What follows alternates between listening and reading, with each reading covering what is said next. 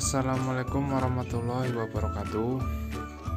Perkenalkan, nama saya Ardiandino Fikriarto dari Program Studi Pendidikan IPA Fakultas Keguruan dan Ilmu Pendidikan Universitas Pancasakti Tegal.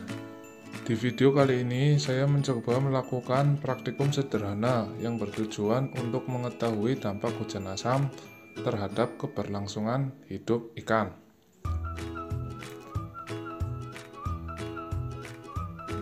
Berikut merupakan sekilas tentang hujan asam.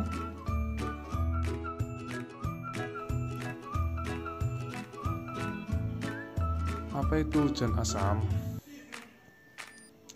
Hujan asam adalah hujan yang bersifat asam daripada hujan biasa.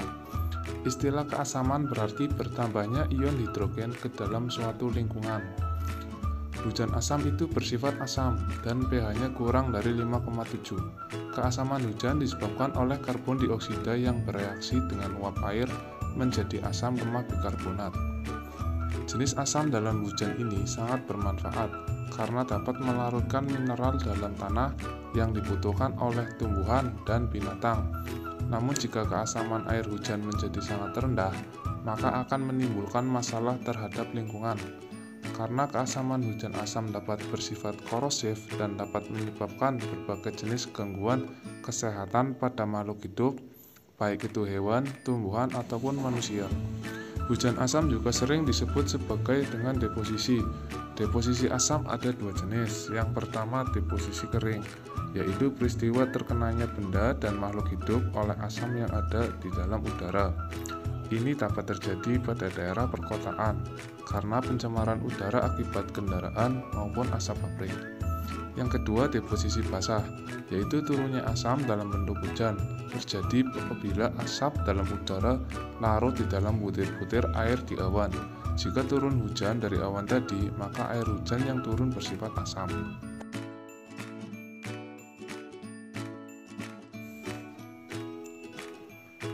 Penyebab hujan asam. Penyebab hujan asam pada dasarnya hujan asam disebabkan oleh dua polutan udara, yaitu sulfur dioksida dan nitrogen oksida. Yang keduanya dihasilkan melalui pembakaran. Selain itu, ada pendapat lain yang menjelaskan mengenai penyebab hujan asam, yaitu hujan asam disebabkan oleh terbentuknya asam di udara akibat bertemunya uap air dengan gas-gas pembentuk asam. Biasanya terjadi karena pencemaran udara di sekitar pabrik.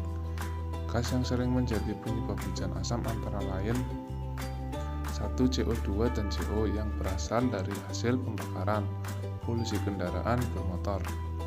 Yang ketiga bertemu dengan uap air akan membentuk H2CO3 atau asam karbonat yang termasuk asam lemah. Yang kedua ada hidrogen sulfida sulfur dioksida yang berasal dari pembakaran atau pemanasan belerang. Umumnya ditemukan di daerah industri berat. Yang ketiga berdua dengan uap air akan membentuk H2SO4 atau asam sulfat yang termasuk asam kuat. Derajat keasaman hujan asam tergantung kepekatan asam dalam udara yang secara tidak langsung sama artinya dengan derajat pencemaran udara. Pada keadaan normal, hujan sebenarnya sudah bersifat asam karena keberadaan CO2 di udara, tapi pH-nya tidak jauh di bawah 7. Tapi pada daerah dengan pencemaran udara berat, keasamannya jauh lebih rendah lagi. Ada hubungan langsung antara hujan asam dengan korosi. Korosi adalah pelapukan logam oleh zat-zat oksidator. Asam merupakan zat yang dapat dengan mudah mengoksidasi logam. Jadi ketika terjadi hujan asam, dapat dipastikan terjadi korosi pada logam yang terkena air hujan tersebut. Proses terbentuknya hujan asam. Coba kita lihat pada gambar. Di bumi terdapat berbagai aktivitas, baik aktivitas alam maupun aktivitas manusia yang menimbulkan berbagai macam gas penyebab hujan asam, seperti karbon dioksida, karbon monoksida, sulfur dioksida, dan hidrogen sulfur. Kemudian di bumi juga terjadi penguapan oleh berbagai macam sumber air yang disebabkan karena pemanasan sinar matahari yang kemudian menghasilkan uap air yang banyak. Setelah itu, uap air yang timbul dari pengembunan tersebut akan bertemu dengan gas-gas yang menyebabkan terjadinya hujan asam tersebut, yakni karbon dioksida dan karbon monoksida dengan uap air, serta hidrogen sulfur dan sulfur oksida dengan uap air. Adanya pertemuan uap air dengan karbon dioksida atau karbon monoksida ini akan menghasilkan asam yang bersifat lemah. Hidrogen oksida dan sulfur dioksida ketika bertemu dengan uap air akan menghasilkan asam yang bersifat kuat. Kemudian kandungan yang bertemu tersebut terbawa oleh angin menuju tempat yang jauh dari sumbernya dan semakin ke atas. Ketika sudah sampai di atas, gas yang bercampur dengan uap air tersebut akan mengalami kejenuhan sehingga menjatuhkan kandungan airnya sebagai titik-titik air. Titik-titik air inilah yang menjadi hujan. Hujan inilah yang dinamakan sebagai hujan asam. Berikut merupakan percobaan dampak hujan asam terhadap ikan. Oke teman-teman, di sini saya akan mencoba melakukan percobaan tentang dampak hujan asam terhadap flora dan fauna. Bahan yang akan saya gunakan dalam percobaan kali ini, yang pertama ada cuka. Cuka itu sendiri sebagai ilustrasi dari hujan asam, karena cuka memiliki pH yang hampir sama dengan hujan asam, yaitu sekitar 3-4 pH. Yang kedua ada wadah yang berisi air bersih, ikan, dan juga tanaman apu-apu. Di sini saya menggunakan fauna, yaitu ikan. Nah, hujan asam itu sendiri dapat mempengaruhi kehidupan akuatik secara langsung, karena hewan akuatik seperti ikan ini dapat mengkonsumsi asam nitrat dan asam sulfat yang terkandung dalam hujan asam. Asam sulfat dan asam nitrat ini dapat membentuk lendir-lendir yang dapat memperlambat proses pernapasan ikan-ikan tersebut. Di sini saya akan mencoba meneteskan 3 tetes air cuka.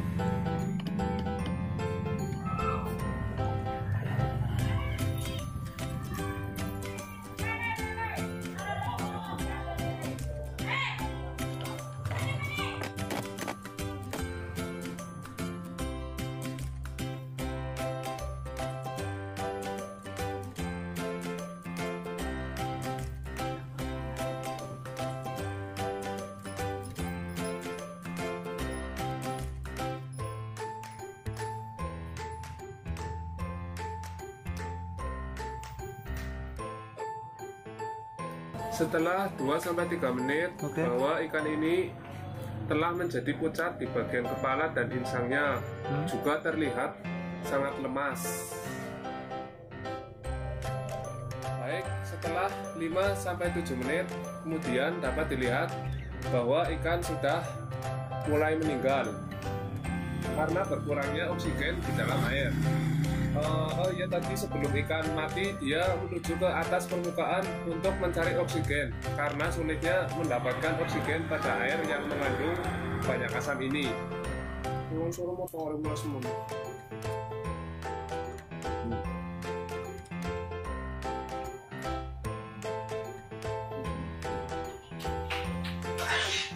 Berdasarkan percobaan dapat disimpulkan air cuka tersebut sebagai ilustrasi dari hujan asam dapat meningkatkan kadar keasaman air yang terbukti berbahaya bagi kehidupan ikan.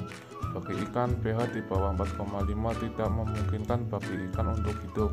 Asam juga dapat mengikat logam beracun seperti aluminium di danau. Aluminium akan menyebabkan beberapa ikan mengeluarkan lendir berlebihan di sekitar insangnya sehingga ikan sulit bernapas.